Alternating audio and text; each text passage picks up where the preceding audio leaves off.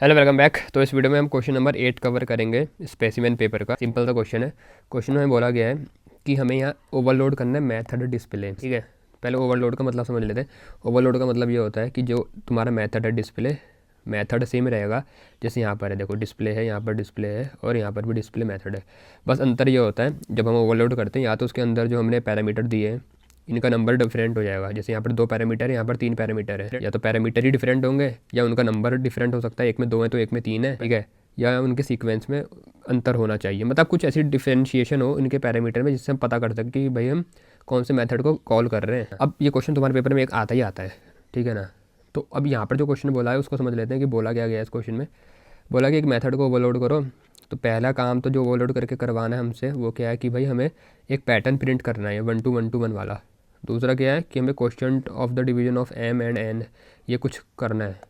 और तीसरा हमें बोला है कि भाई print the value of Z, जहाँ पर तुम्हें बता रखा कि जेड कैसे निकलेगा। सीधा इसके सोल्यूशन पे आता हूँ। क्लास बना लेंगे हम, अपन मेन मेथड नहीं बनाएंगे। ये जो ओवरलोड वाले क्वेश्चन होते हैं इसमें हमें डायरेक्ट अपने जो हमें मेथड दे रखे हैं उनको हमें बॉडी बना के दिखाना होता है कि किस तरीके से वो काम कर रहा होगा।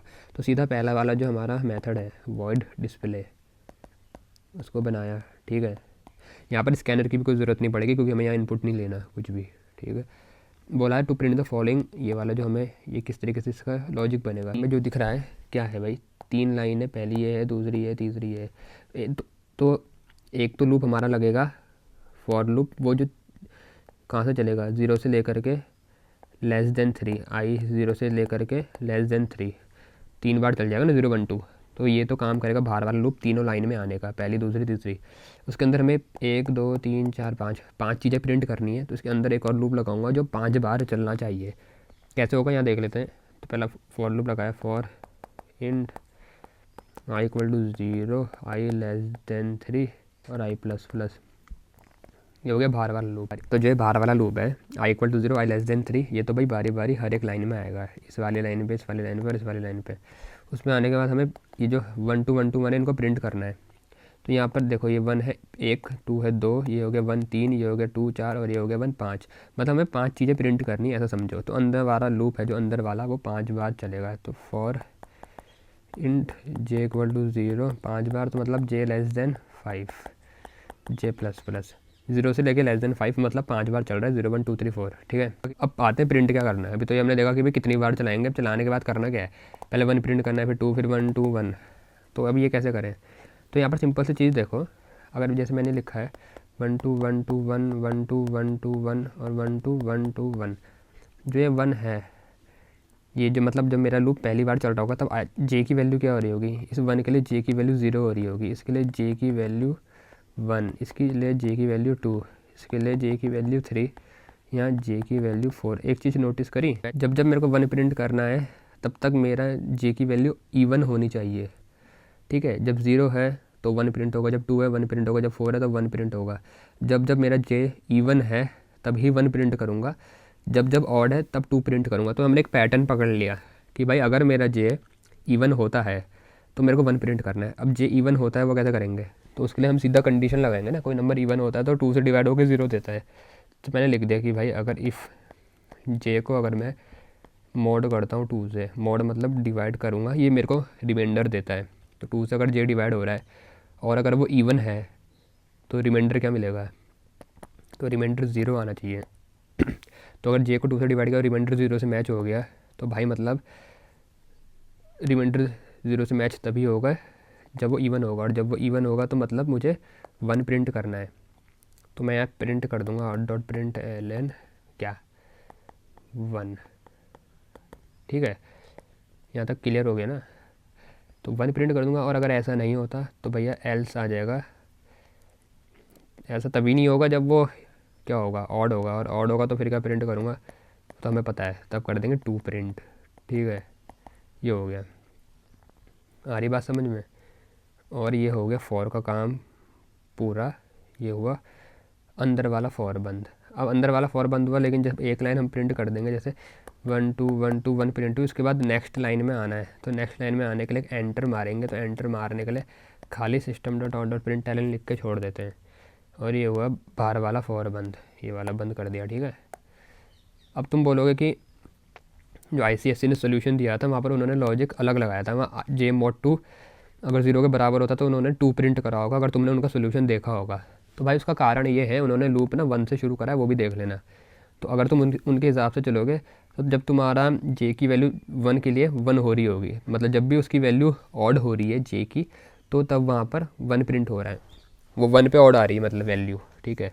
पर क्योंकि मैंने लूप 0 से शुरू करा है तो मेरी जो ये तुम्हारी ऑड वैल्यू है वो 2 में आएगी, मतलब जब भी हमारा ऑड होगा तो वहाँ पर 2 तुम्हें दिखेगा प्रिंट होता हुआ। तो ये सिंपल सा डिफरेंस है, अगर किसी को डाउट हो रहा है तो मैं इसलिए बता रहा हूँ। तो भाई ये चीज़ हो गई, तुम्हारा पहला फंक्शन जो था उसको हमने निपटा दिया यहाँ तक। अब आते हैं दूसरे पे। पर पुराना वाला जो मेथड था उसको भी हम बंद कर देंगे, ठीक है ना, उसकी बॉडी यहाँ क्लोज होगी, उसका काम हो गया है। अब ये वाला जो है इसको यहाँ पर प्रिंट करके देखते हैं कि क्या बोल रहा है क्वेश्चन। तो बोलता है कि अब to print the question of division of m and n। तो ठीक है, फिर से हम बना लेते हैं अपना वॉइड डिस्प्ले। अब पहले वाले में तो अंदर कोई भी पैरामीटर नहीं था, अब यहाँ पर 2 दिख रहे हैं हमें, इंट n और इंट m, इंट n और इंट m 2 वैल्यू आएंगी मतलब इसमें, ठीक है, जो भी है। अब बोला गया है to print the question of division of m and n। m और n का जो डिवीजन हो रहा होगा उसका जो क्वेश्चन होता है, तो ये वाला ऑपरेटर हमें क्वेश्चन देता है, ठीक है ना, डिवाइड वाला। तो m और n को जब डिवाइड करेंगे जो हमें क्वेश्चन है उसे प्रिंट करना है। इफ़ m इज़ ग्रेटर, अगर m ग्रेटर देन है n से, एल्स वरना क्या करना है, otherwise print the sum of twice n thrice m, twice